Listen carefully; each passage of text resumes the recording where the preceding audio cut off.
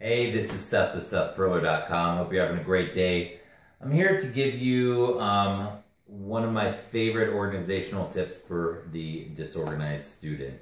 As you know, all I do is work with students that struggle in school in some way or another.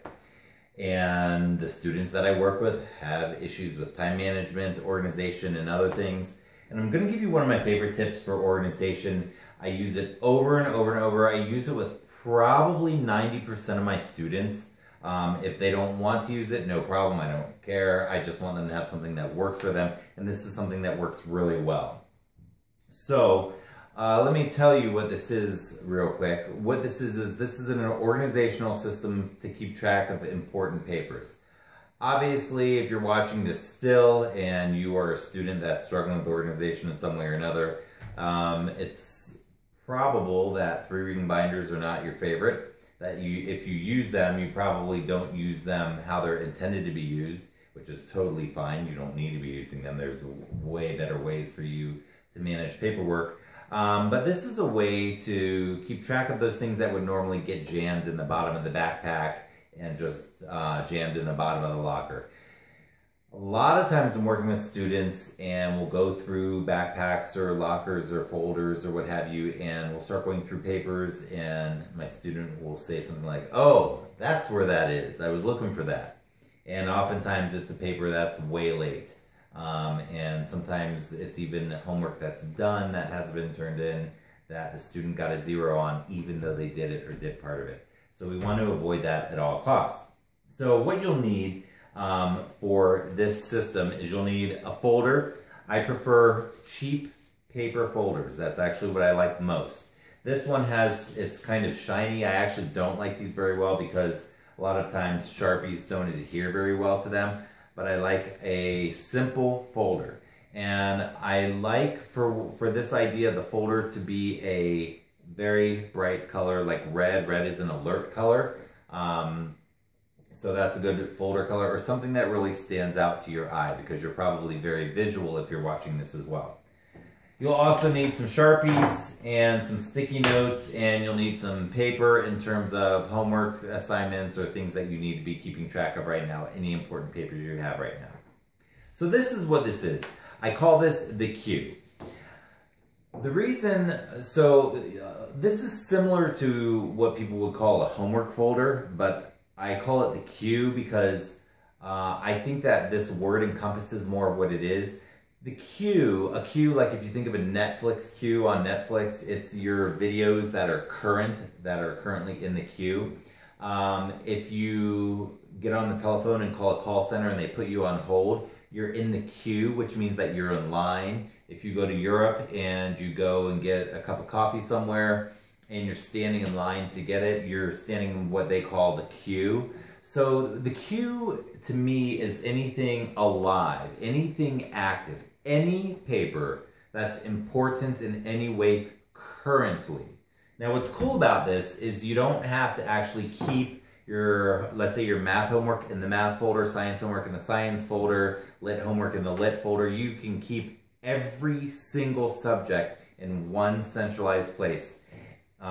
Just one simple place. Everything important goes in the queue.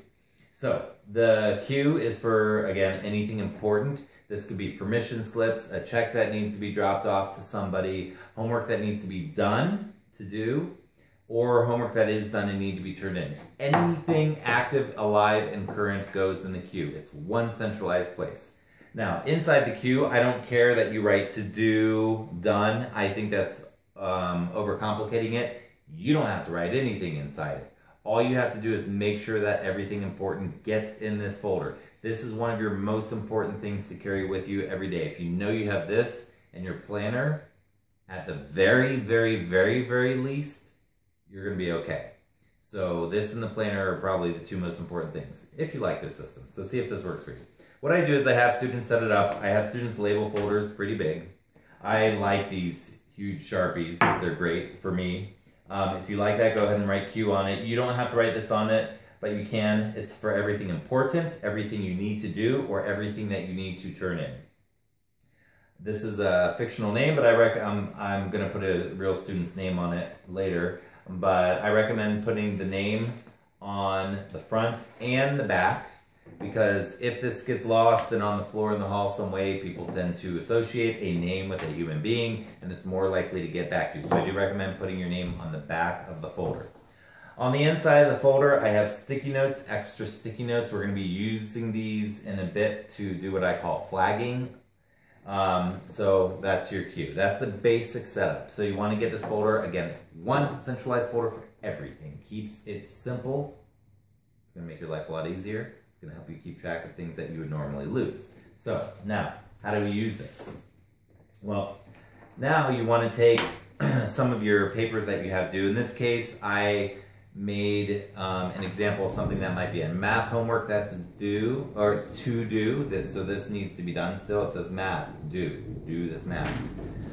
Science paper, let's say that this science paper is done and it needs to be turned in. Turn in science. And let's say that this is money that you have to pay for a book. Book money. It's labeled. If you notice, these are what I call flags. These are post-it notes and they act as flags. It kind of looks like a flag sticking off. So I do a lot of flagging with students with papers to keep track of them. Now you'll notice that this is sticking up kind of high. The reason I made them stick up kind of high is because I want them to be visible on the top of the cue, so that when you look in your backpack, you literally don't even have to take the folder out of the backpack if this is in your backpack, because you'll be able to see these papers from the cue and you can literally slide them out like so. So for example, in this case, you'll notice this is called out jogging. These are out jogged because I flagged them high.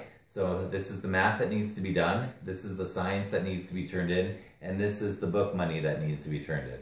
So let's say you're in science class and the teacher asks for the homework to be turned in. All you have to do, if it's a one page or if it's stapled, all you have to do is literally pull it out. You don't even have to open the folder. Again, simple is better typically for us, for students who are not the most organized people. And you just pull it out, turn it in, and now you have your other things left in the queue. So, finally, when you're done with things from the queue, for example, when you get this homework back from the teacher, then you have to figure out what to do with it. It does not go back in the queue because it's already been graded and handed back to you. So what you're going to do with this homework that's been handed back to you is preferably throw it away. I am not a fan of keeping stuff that you don't need. If you legitimately need the paper, then go ahead and stick this paper in your science folder, or I recommend that my students have an archive at home, which is basically just a box to throw stuff in that is either sentimental or stuff that you will need possibly for later in the year, but you're not sure if you're going to need it. So if you want to keep it and you don't feel comfortable throwing it away, throw it in the archive, and that's a holding space for it.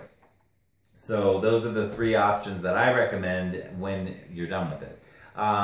If you need it for an upcoming test, because this is going to serve as a study guide, sometimes that happens, you need homework to look at for studying again, then you can either put it back in the queue or you can stick it in your folder if you've still got a lot of time left in the unit. So, hopefully that's all the details I wanted to include. If I remember something, I'll add it to the blog when I send that out. By the way, if you like what I'm doing and this is helpful to you, please go ahead and share my work. You can share the videos on Facebook or share it with one person that you know, or somehow help get out what I'm doing to help students that are outside the box, right brain, unconventional students, and spread the word. I appreciate you. I hope you have an awesome evening. Take care. Bye-bye.